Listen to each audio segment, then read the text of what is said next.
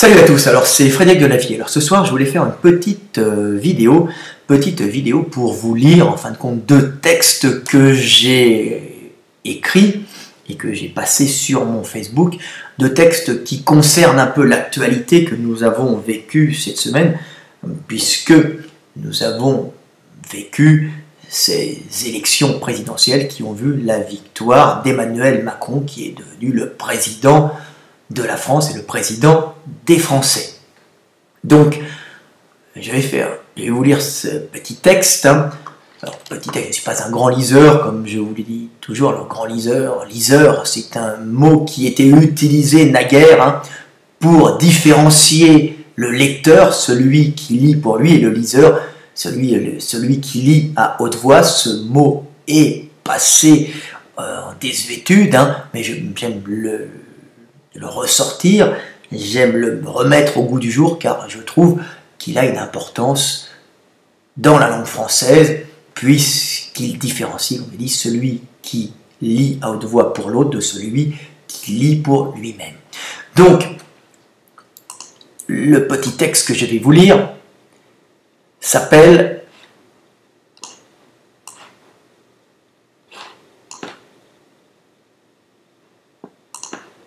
posséder les médias pour maîtriser nos choix. Alors, il est important de comprendre les mécanismes subtils utilisés par les médias aux ordres des oligarchies pour influencer le groupe d'une façon inconsciente dans le choix qu'il fera de ceux qui le gouverneront. Les hommes ne sont pas idiots, loin de là, mais des peurs ancestrales les poussent à ne pas s'affirmer dans ce qu'ils ressentent réellement, et à dire et agir comme tout le monde jusqu'à s'auto-persuader qu'ils pensent comme la majorité du groupe pour ne pas être rejetés et continuer à appartenir à leur communauté. Dire publiquement ce que l'on pense, si cela n'est pas conforme à ce que pense globalement le groupe, vous expose au rejet. Et le rejet était pendant des centaines de milliers d'années une condamnation à la mort, car l'homme, cet animal social par excellence, est incapable de survivre seul. C'est pour cela qu'il recherche de tout son être le lien social et l'intégration dans la société. Cette peur génétiquement inscrite en nous du rejet pousse l'homme au conformisme, penser, faire et dire comme les autres, jusqu'à s'auto-persuader que ce que nous pensons, disons ou faisons vient de notre propre volonté. Même si au fond de nous, nous ressentons souvent la stupidité de nos actes, de nos paroles et de nos choix. Cette peur du rejet qui taraude tous les hommes, ce besoin d'intégration dans le groupe et d'appartenance à la communauté est instrumentalisé par les médias aux ordres des oligarchies pour influencer nos choix. Si une élection importante a lieu, la plus efficace technique des médias pour orienter le vote du peuple n'est pas la propagande martelée chaque jour pour diaboliser tel parti ou encenser tel autre. Car même si cela a une influence certaine, les hommes, si stupides qu'ils puissent paraître, ont au fond d'eux cette capacité de raisonner logiquement par l'analyse pragmatique qui les pousse à instinctivement comprendre les situations.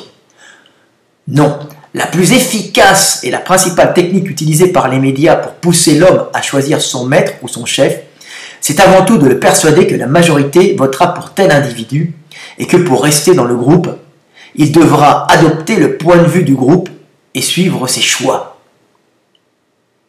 C'est bien plus subtil que de vanter les qualités d'un tel et de son programme ou les défauts de son concurrent. C'est ainsi que les médias font en sorte d'interroger et de mettre en lumière des acteurs, des chanteurs, des sportifs, des intellectuels ou des gens de la rue qui exposeront leurs choix politiques, choix le plus souvent en rapport avec celui que soutient l'oligarchie possédant ces mêmes médias, et de bien expliquer que tout le monde pense de cette façon. La peur inconsciente d'être rejeté profondément inscrite au fond de son génome forcera donc l'homme à faire comme ce qu'il croit être le choix global du groupe. La force des médias pour orienter le choix du groupe n'est donc pas d'expliquer que celui-ci est bien et que celui-là est mauvais, mais plutôt d'affirmer que majoritairement le groupe votera pour celui-ci qui est bien. Ce qui est bien plus subtil, car les gens voteront émotionnellement guidés par la peur du rejet et non par l'analyse de ce que proposent les candidats. Comprendre notre animalité permet de la maîtriser et de nous libérer de nos pulsions. Mais cette même compréhension de notre animalité, permet à certains de nous maîtriser pour orienter nos choix et nous dépouiller de notre libre arbitre. Voilà, là c'était le premier petit texte que j'ai fait pour vous expliquer comment fonctionnent les médias. Les médias qui appartiennent bien sûr à des puissances financières, vont en général promouvoir un candidat qui fera une politique qui les favorisera. Donc, ces médias ont cette subtilité de ne pas dire un tel est bon, un tel est mauvais. C'est très facile, mais ce n'est pas ça qui influence le plus le choix des hommes, car un homme peut lui-même s'apercevoir en toute logique et dans son pragmatisme humain qui a fait justement notre capacité à affronter le monde et à le vaincre, le dominer. Mais c'est bien plus subtil que ça, car ce qui influence le plus le choix global des individus, c'est la peur du rejet. Donc les médias ont compris que si on dit uniquement cet individu, eh bien lui est mauvais, ça ne va pas être suffisant pour pouvoir faire basculer le choix du peuple vers l'individu que les médias cherchent à mettre en avant. Donc pour pouvoir avoir le choix du peuple, il faut générer en lui cette peur du rejet qui est inscrite génétiquement en nous, qui est très profondément inscrite en nous. Et il est donc important de dire cet individu est bien, d'ailleurs, tout le monde vote pour. Et à ce moment-là, les gens, même s'ils sentent qu'ils ont tort, au fond d'eux, se disent, ça va être plus fort qu'eux, c'est inconscient, on va dire, bon, je vais quand même voter pour celui-là, car l'autre, si le groupe ne l'accepte pas, c'est qu'il n'est pas bon, et moi, je risque en plus de me faire rejeter. Donc cette peur inconsciente du rejet force les hommes à basculer vers le candidat choisi, en fin de compte, par les médias et par l'oligarchie. Vous voyez, le principe est simple, et c'est ainsi que, par exemple, les médias français aux ordres des oligarchies, je ne dis pas que les oligarchies soient bonnes ou mauvaises, elles se battent pour elles-mêmes, des fois elles se battent pour elles-mêmes et le peuple en général, des fois elles se battent que pour elles-mêmes, que pour leurs intérêts propres. Alors ça peut varier, certaines oligarchies sont très proches du peuple et voient leur intérêt dans l'intérêt du peuple, d'autres ne voient leur intérêt que dans leurs propres intérêts, et là c'est le plus dangereux. C'est ce qui peut-être nous arrive en France, l'avenir nous le dira. Vous voyez comment fonctionne un peu ce système d'orientation du vote du peuple. L'homme en lui-même est intelligent, mais on joue sur des peurs ancestrales, sur des programmations génétiques pour l'orienter vers le choix des maîtres. Donc nous avons vu ça par exemple aux élections. Voilà, avec quelqu'un qui apportait un programme que personne n'allume et qui représentait le dynamisme. Et comme tout le monde dit qu'il vote, tous ceux qui passent dans les médias disent on vote pour lui, on est pour lui, c'est formidable. Les gens, par peur du rejet, vont voter pour lui que pour l'autre qui, même diabolisé, a tiré du monde. Mais si on dit qu'il est diabolisé, mais qu'en plus les autres votent pour, la majorité vote pour le candidat de l'oligarchie qui est bon, à ce moment-là, tout le monde votera pour le candidat de l'oligarchie. C'est très très subtil, c'est pas du tout le bon et le mauvais, c'est plutôt dire tout le monde vote pour lui. Voilà. Donc on voit les acteurs, on voit tout le monde, et plus il y en a qui rentrent, plus d'autres sont attirés par le fait de ne pas être rejetés et vont où le groupe va. Voilà, comme les moutons. Alors, j'ai fait aussi, parce que c'est assez profond, pourquoi nous avons cette fascination et cette admiration.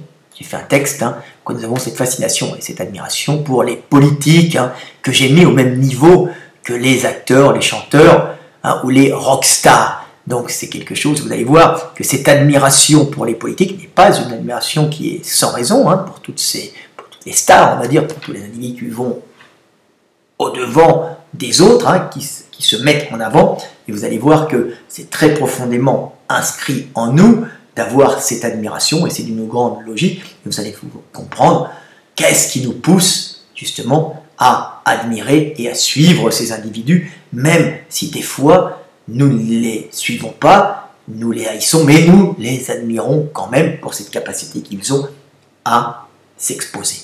Donc j'ai fait un petit texte qui s'appelle « Politique, acteurs et rockstar ». Voilà, j'ai voulu le lire.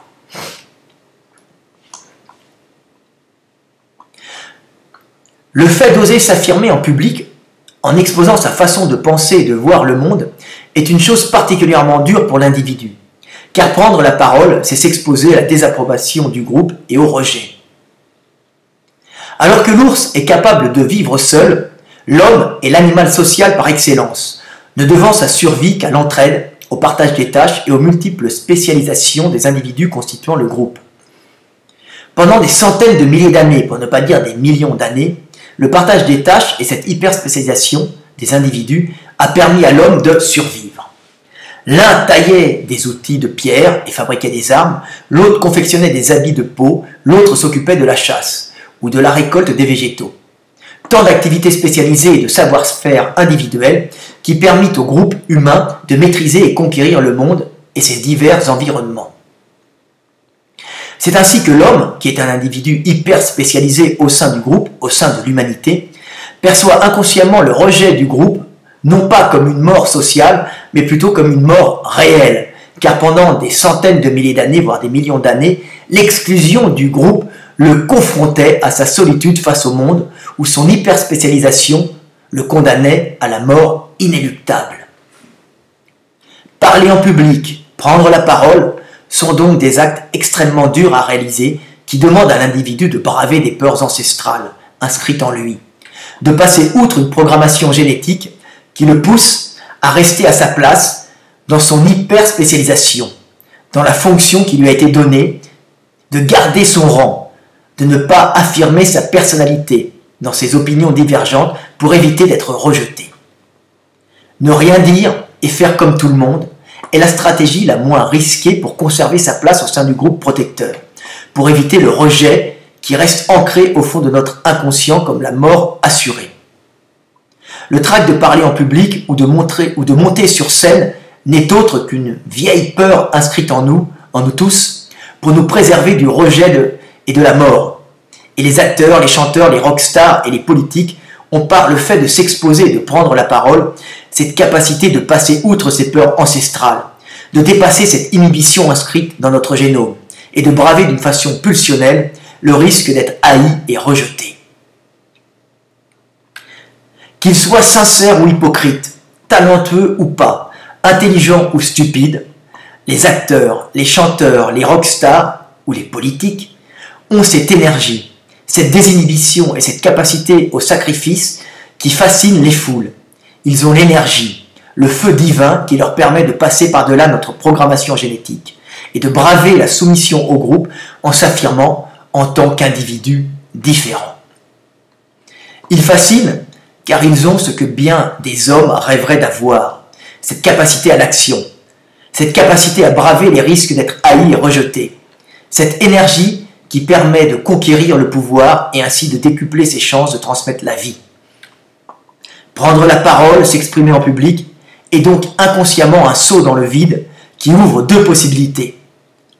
La mort, par le rejet social, ou l'approbation et l'optimisation de ses chances de transmettre la vie.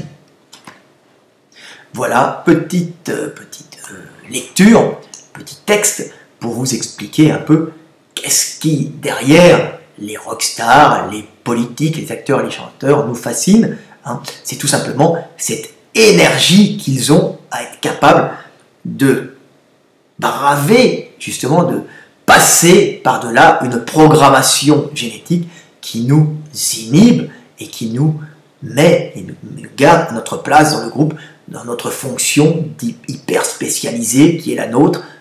Donc ces gens-là ont la capacité de s'exposer, cette capacité d'affronter le rejet, d'affronter la mort, et ça fait de ces individus des individus énergiques qui ont la capacité justement de guider, de rassembler et d'emmener avec eux le groupe, car ils ont cette capacité de décider seuls sans l'aide du groupe. Donc ils sont très réactifs, ils peuvent agir rapidement en cas de danger. C'est pour ça qu'ils attirent énormément, même la rockstar, c'est cette énergie, c'est une énergie de vie, une énergie sexuelle, c'est une énergie, c'est la capacité de désinhibition, ce qu'on appelle entre guillemets, ce qu'ont les psychopathes aussi. Le psychopathe a la capacité de passer à l'action comme le politique, la rockstar, le chanteur, l'acteur. Ils ont en eux cette capacité de passer à l'action. Mais bien sûr, le psychopathe, lui, qui est un être à tendance asociale, ne sait pas où est le bien, où est le mal. C'est-à-dire qu'il va agir par ses propres pulsions sans réellement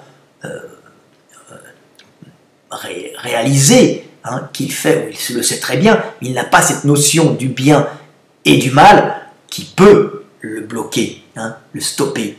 Le bien étant, bien sûr, ce qui est bon pour le groupe, le mal étant, bien sûr, ce qui est mauvais pour le groupe. Ce ne sont pas des notions abstraites. Mais la limite entre cette désinhibition qui permet de passer au devant de la scène, donc de braver le regard du groupe, de braver le groupe, même si on veut le guider vers le bien, de braver le groupe au risque d'être rejeté et de mourir, c'est cette même capacité qu'ont les psychopathes à passer à l'action dans des actes qui peuvent être dangereux pour le groupe. Donc on voit que la limite entre ces deux types d'individus est très floue, ce n'est pas une limite très marquée, et on peut très facilement passer de l'un à l'autre. Mais ce qui fascine, c'est cette capacité à passer au-devant des autres pour s'exprimer et pour pouvoir agir. C'est un avantage énorme parce que ça permet au groupe d'avoir un individu réactif pouvant les guider dans une décision, décision qui peut, si il est intelligent, sauver le groupe, s'il a une analyse logique et pragmatique des choses. Mais bien souvent, ces gens-là n'ont pas forcément une grande analyse des choses, ils ont juste l'énergie, et c'est là où ils ont peut-être cette logique qui va les pousser à bien s'entourer, de bons conseillers.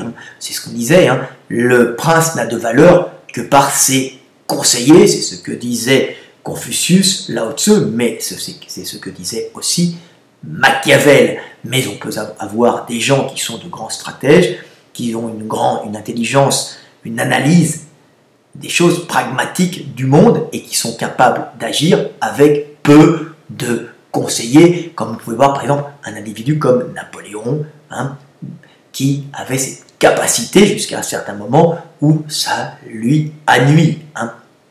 Voilà, des gens qui ont une espèce de capacité d'analyse globale, mais qui, quand ils manquent de conseillers, finissent par avoir des problèmes.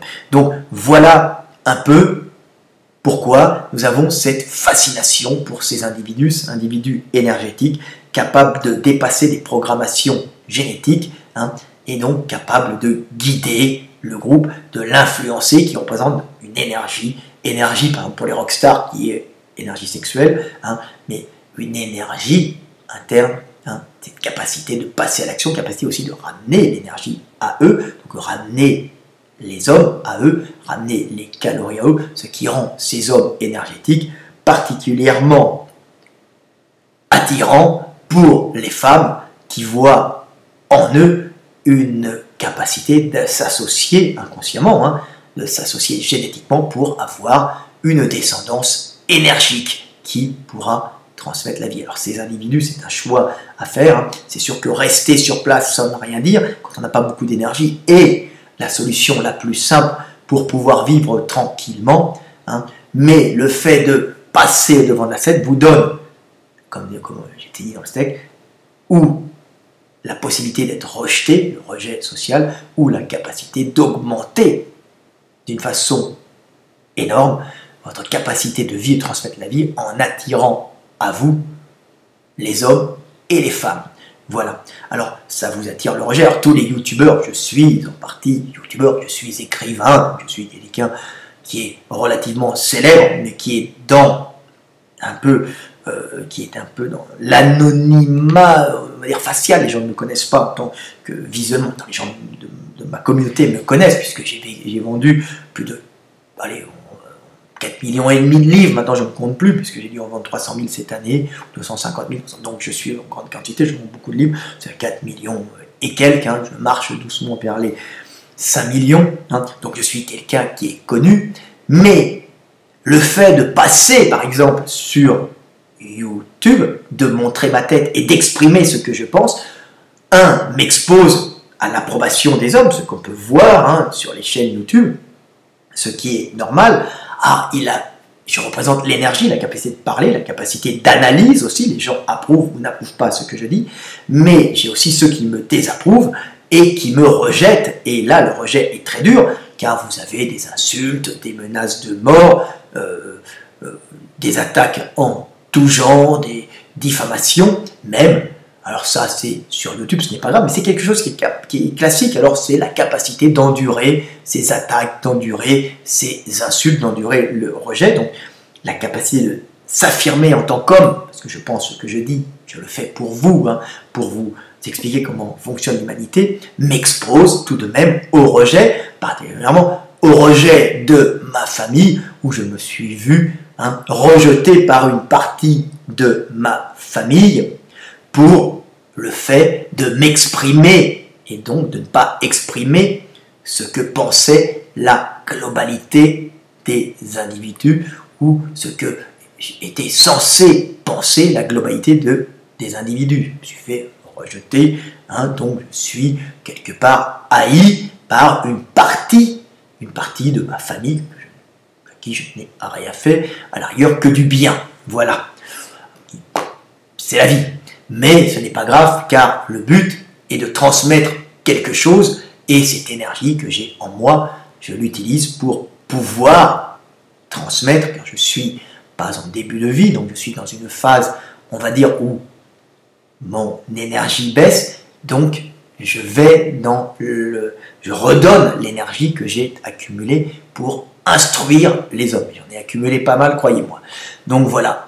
Petite vidéo de 22 minutes pour vous expliquer un peu le fonctionnement des choses, la peur du rejet, comment les médias influencent le vote en jouant essentiellement non pas sur l'importance, la validité de ce que disent les candidats, mais sur le fait que ces candidats sont les candidats acceptés par la majorité, par le groupe, ou rejetés. Donc on va faire croire que les candidats sont les candidats qui sont rejetés, comme ça les gens hein, iront vers le candidat accepté. Donc je vais voter pour celui que tout le monde désire pour éviter moi-même mon rejet. Vous voyez comme ça joue, comme les médias jouent là-dessus. Donc petite vidéo qui parle un peu de tout, mais qui touche à la profondeur de ce que nous sommes réellement, des êtres sociaux qui avons peur du rejet. Voilà.